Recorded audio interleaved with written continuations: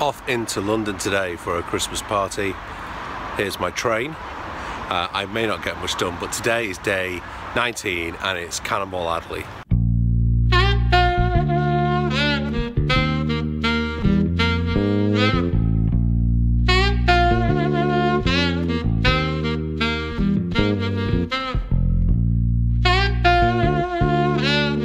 I did warn you that vlog might not happen. I'm sorry if you're a big Cannonball Adderley fan. I am too.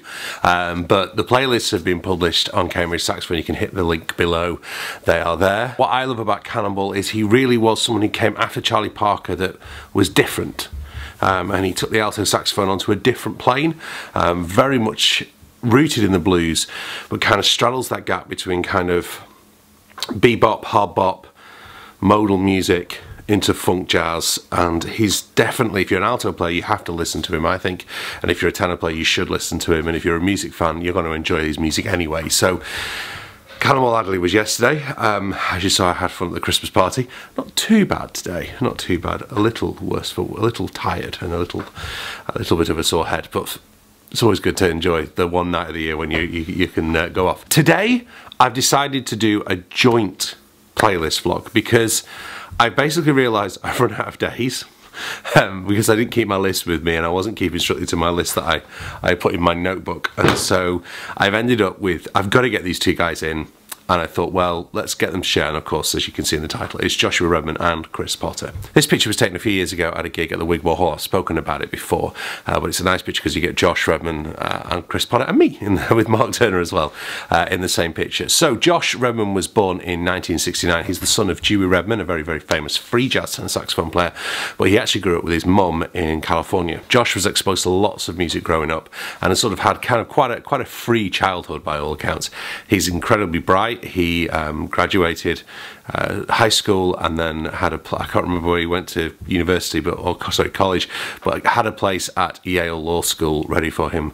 He deferred it a year because he wanted to go and live in New York for a year, play some jazz, and never ended up going back to Yale to do law. Josh won the 1991 Thelonious Monk saxophone competition, which I've spoke about in Melissa Aldana's. Melissa Aldana's father was in that competition.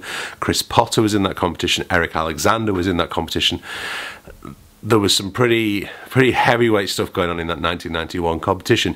Joshua was signed to Warner Brothers after the Monk competition, released his own self-titled album, Joshua Redman, and loads of other albums. I like Joshua Redman's playing because there's a lot of melody in there. There's lots of Sonny Rollins. There's a bit of Coltrane, but you know, it's kind of, he for me kind of carries on from Sonny in this kind of beautiful melodic inventiveness in his improvisation. I actually became aware of Josh. I kind of had heard bits and bobs of my teacher because, again, you know, there was no YouTube, there was no Amazon, there was no way of getting hold of these CDs unless if you lived in a little town like I did. So it was bits and bobs of stuff that I saw maybe on Sky Arts or those kind of things. But I first actually really kind of decided to check him out when I was watching Arthur, of all programs. I think with my sister or maybe with a girlfriend at the time's younger siblings, I can't remember, but I remember seeing it and going, this guy sounds quite good and I want to check him out, and I went and checked out some more stuff then.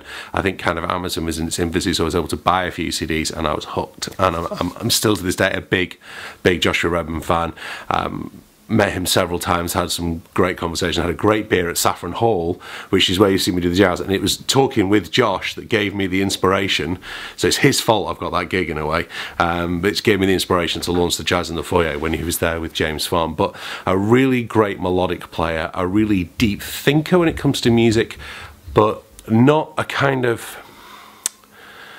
His playing for me is in a contrasting style to Chris's, because Chris is a very cerebral, a lot of, I say this in the right way, pattern-based improvisation, whereas with Josh it seems to follow a contoured melodic line, definitely more blues influence, I think, than Chris. Now, Chris is a phenomenal player. He was born just 2 years younger than Josh, born in 1971. Really came to prominence as a sideman in Red Rodney's band, and then with Paul Motion, and then Dave Holland, which is where I first heard Chris playing with Dave Holland's band in London in, I think, 2005. Again, hooked. Not necessarily immediately, but certainly interested, and then kept coming back.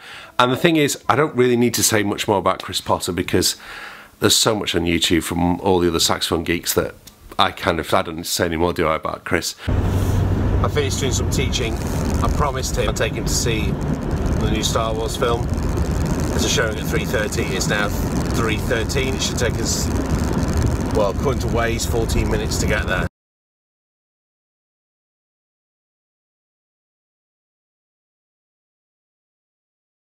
What are we going to go see? Star Wars. Yeah, you excited? It's the Last Jedi. The Last Jedi. The Last Jedi.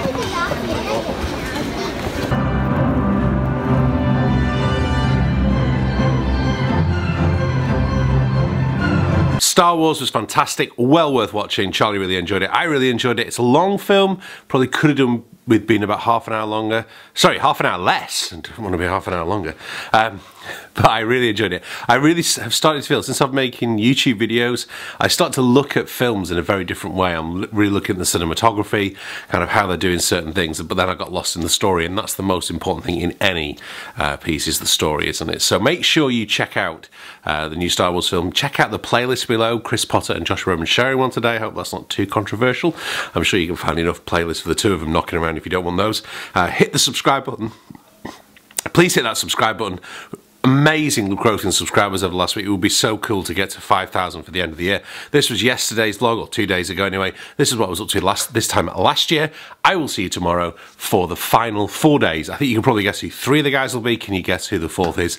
Let's have a look. And also we'll do a Q&A vlog tomorrow. So any questions, please fire them away ASAP, and I'll answer them tomorrow. So thanks for watching. I'll see you tomorrow. Bye-bye.